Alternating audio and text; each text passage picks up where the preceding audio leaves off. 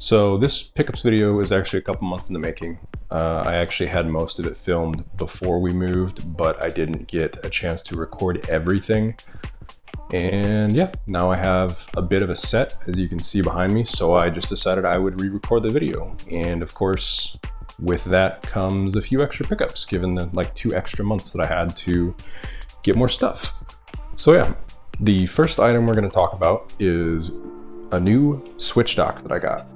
I saw a picture on Reddit of the Let's Go Pikachu Eevee Edition Switch, and I thought to myself, wow, it's a pretty sweet dock. I'd love to have that. So I have that. It was actually cheaper than buying a new Switch dock. I got it new on eBay, and it was cheaper than an actual new in-box normal Switch dock, so I figured, what the hell. So yeah, now I've got a Let's Go Pikachu Edition Switch dock. Continuing with our Switch theme, I have some Switch games. I was on Amazon because I had a little bit of extra money to spend on some new games, and I wanted to pick up some of the exclusive Switch games I had been missing. So here they are. 2 copies of Yoshi's Crafted World. I don't want to talk about why I have 2. I just do. Don't worry about it. Super Mario Bros. U Deluxe. I'm actually pretty happy about this pickup since I don't have a Wii U. This will actually be like my first experience with this game. So yeah. Team Sonic Racing. My girlfriend actually really only plays racing games, so I figured this might be a fun change of pace from Mario Kart. And then Pokemon Let's Go Pikachu. I know there's some notable exceptions from this list, like Pokemon Let's Go Eevee, but I'm getting closer. I'm working my way towards having all the exclusive Switch releases. Keeping, again, with the Switch releases, I have another exclusive Switch release. I found this when I was looking for Switch exclusives, and I decided I would get the special edition since it was pretty reasonably priced. It is Xenoblade Chronicles 2. And it was not packaged the best. You'll probably see some B-roll of it.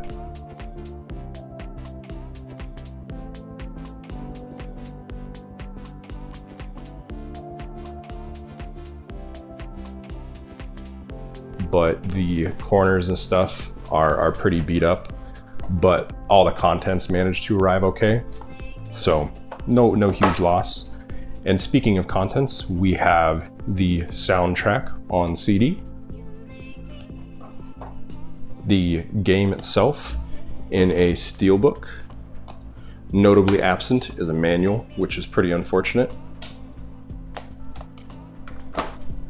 And the reason that the box is so big is because there is a 200-page art book that I have not busted open yet, but you'll probably see some B-roll of it. And it is pretty beefy, and it feels really high quality. It's a nice hardcover, but I don't know where I'm gonna put it because it's not exactly gonna fit easily on a bookshelf, being such weird, funky dimensions.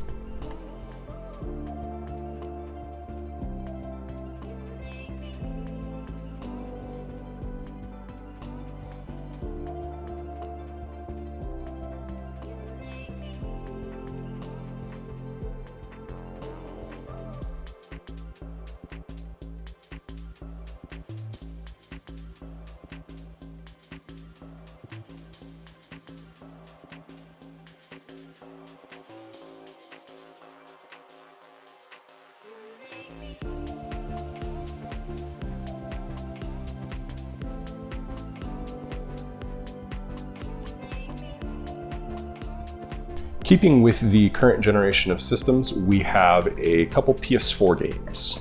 The first is Uncharted: The Lost Legacy. I had all but 2 Uncharted games, and even though I'm not the biggest fan of the series, I like collecting exclusives, and Uncharted is a pretty iconic PS4, well, PlayStation exclusive game. So yeah, this was on sale and I went ahead and picked it up. The second PS4 game is one of the few that I actually set out to buy intentionally. It is Detroit: Become Human, but you'll also notice that there is Heavy Rain and Beyond Two Souls included in this box set, the Quantic Dream Collection. It is the remaster of Heavy Rain and the remaster of Beyond Two Souls, as well as Detroit Become Human. And I wasn't a huge PS3 player, so I didn't actually play Heavy Rain or Beyond Two Souls when they originally came out, so I'm actually pretty happy to have the remaster and get a chance to play them for the first time. The next release is also a Sony release. It is Ratchet & Clank Full Frontal Assault, also known as Ratchet & Clank Q-Force in PAL regions. This game came out in 2012, and I'm a huge Ratchet & Clank fan. It's one of my favorite series, but I somehow missed this release. So I'm pretty stoked to play it, even though it got pretty poor critic reviews. Next in our pickups, we have a few what I'm going to call oddities. The first is a game called Dobutsu no Mori, and I'm sure I'm mispronouncing that. It translates to Animal Forest in English, and this is actually the first Animal Crossing game. It was released for the N64 in 2001. The first Animal Crossing game was released in 2002 for the GameCube, at least Animal Crossing in name, and it's actually a port/remake of Dobutsu no Mori. Their gameplay is pretty similar. I mean, like it's the same game, but there are a ton of small differences, and if you're interested in reading about those, you can check out the link in the video description. Worth noting, I don't actually have an N64 that can play Japanese releases, so I may have to mod one of mine or potentially purchase a Japanese N64, which would be a pretty cool addition to my collection, I think. The other two oddities in my pickups video this month, well, this few months, are demo discs. And they're not really odd, but they're odd for me since I don't normally collect demo discs. The first is actually from one of my favorite series, as I mentioned, Ratchet & Clank.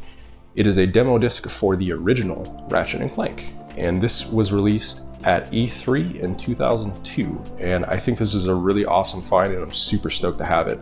Unfortunately for my wallet, there are demo discs for pretty much every single Ratchet & Clank release that are similar to this one. I believe there are 2 more that were released at like E3 or other game conferences, and then there's one that was a GameStop exclusive, and I'm gonna try and pick them all up when I have time and money. But yeah, really awesome release, I hope. And we'll probably bust it open, and I'll maybe show some gameplay for it in this video, or maybe a dedicated one, who knows.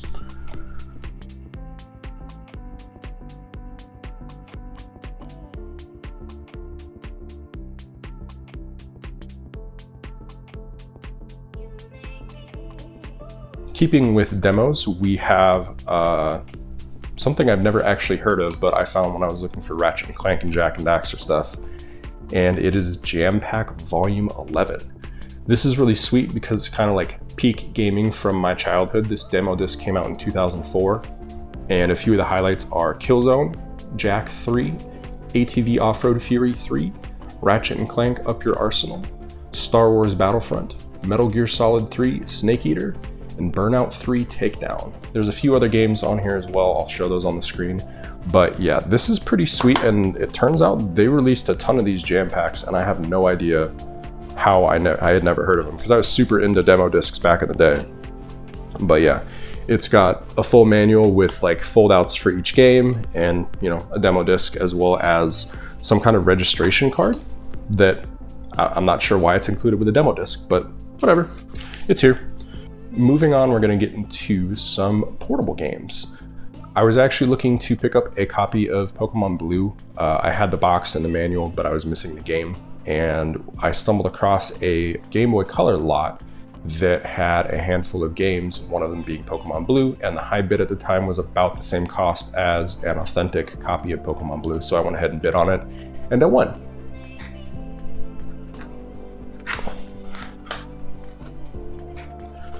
First in the lot is, of course, Pokemon Blue. The cartridge works just fine. It actually has a save file with a Pokedex of 122 and like a dozen level 100 Pokemon. The next release is Pokemon Gold. Unfortunately, they wiped their save, but that's fine. I would wipe it anyways. Then we have Mario Tennis,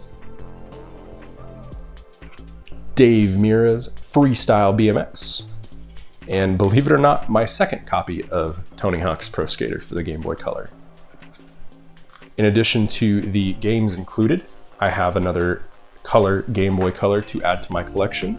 I have Atomic Purple, Kiwi, and now Teal. This Game Boy works just fine, but I think the screen might be a little off. The viewing angles are a little odd, so this might actually be a good candidate for like a backlight screen replacement. We'll have to see. That might be in a later video. It also came with a few extras, I guess you would say. The first is the training guide for Pokemon Gold. Then we have a manual for the Game Shark Pro. Of course, the listing says that the Game Shark Pro is not included, so the manual doesn't do me much good.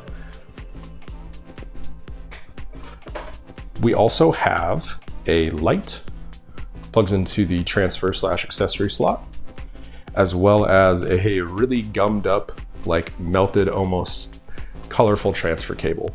This one might not stay in our collection because it's trashed, and it's like straight up falling apart too. So we'll see. Then we have, interestingly enough, a case for the original Game Boy. This is what came with the Game Boy Color, was a Game Boy case. I have a Game Boy, so I'm pretty stoked to have a case for it now, but still a little odd to me. And one thing that I found interesting about this when I got it is that even though it has like a hard plastic tray, it wouldn't sit flat on my desk. So I was like feeling around trying to figure out why, and I noticed it has a little zipper in the back. And when I unzipped it and looked inside, lo and behold, there was a Game Shark Pro. So even though the listing said it wasn't included, I'm guessing the seller probably like picked this up as part of another lot or something just to resell, and they didn't bother going through the whole case. They just saw the manual and mentioned that the cartridge wasn't included, but didn't bother to look in the back. Either way, I'm pretty happy to have it. So the next pickup is also a Game Boy game, not included in part of this lot or anything. I just happened to buy it at the same time. It is Conker's Pocket Tales. I actually found out about this game when I was on the Wikipedia page for Conker, just looking to see what releases there were. I really only have ever played Bad Fur Day, and I thought it was pretty cool that the first full game that Conker was in was Conker's Pocket Tales. He actually first appeared in Crash Team Racing, but his first actual game is a platformer on the Game Boy. So I picked it up, why not? Moving on to another portable system, I have a bunch of PSP games. When I was packing, I found a bunch of like complete cases that didn't have the UMDs themselves.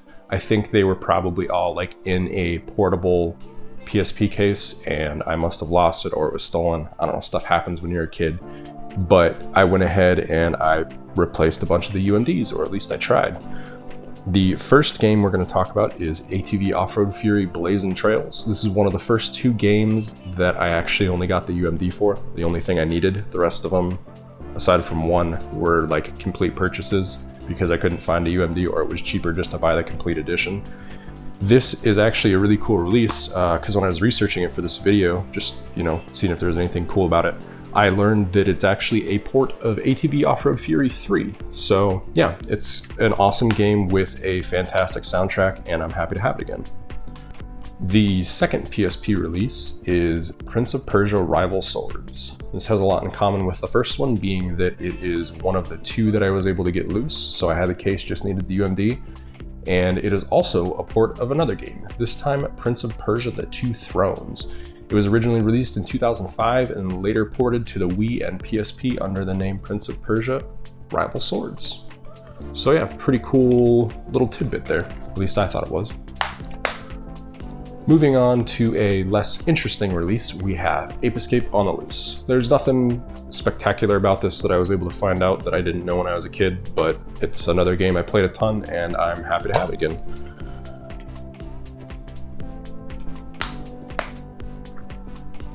I don't know why I threw Ape Escape in the middle since it's like the least interesting. I probably should have let off with it, but yeah, either way. Continuing with releases that have some interesting tidbits, we have Daxter.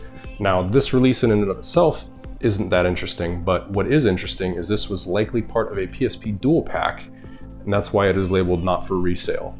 Either way, it's the same UMD, so it accomplishes what I wanted it to accomplish, to replace the UMD I had, but I still need to pick up the greatest hits case, I guess, if I want to collect this some more. Either way, yeah, I've got the UMD now. The second to last PSP pickup we have is Secret Agent Clank.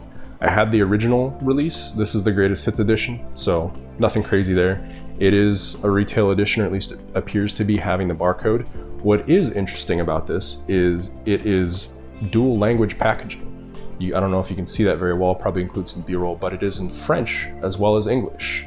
And my only thought is maybe this was a North American release that was supposed to include America as well as Canada, and they wanted to include French for the French speakers in Canada.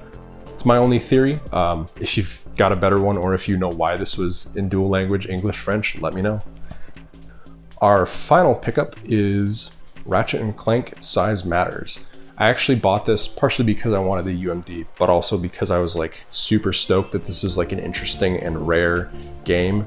Well, after I bought it, it wasn't expensive or anything. I just, like I said, I wanted the UMD. This was relatively cheap and I thought it was going to be interesting. When I was doing my research, I learned that this is actually not anything crazy. This was likely a game included with a PSP entertainment pack, PSP 3000, this game, National Treasure Book of Secrets, and then a download code for Echo Chrome is what would have been in the box. But not as cool as I thought it was going to be, but I got the UMD and it makes for a pretty interesting story, I think. So yeah, that covers it for my pickups from, I believe, April until the end of May. There will be another pickup video in June, and I've got a pile over there. I've started already. But yeah, as always, if anybody wants any scans or any information of any of the covers or the manuals or anything, just drop a comment, shoot me a message. But yeah, thanks for watching.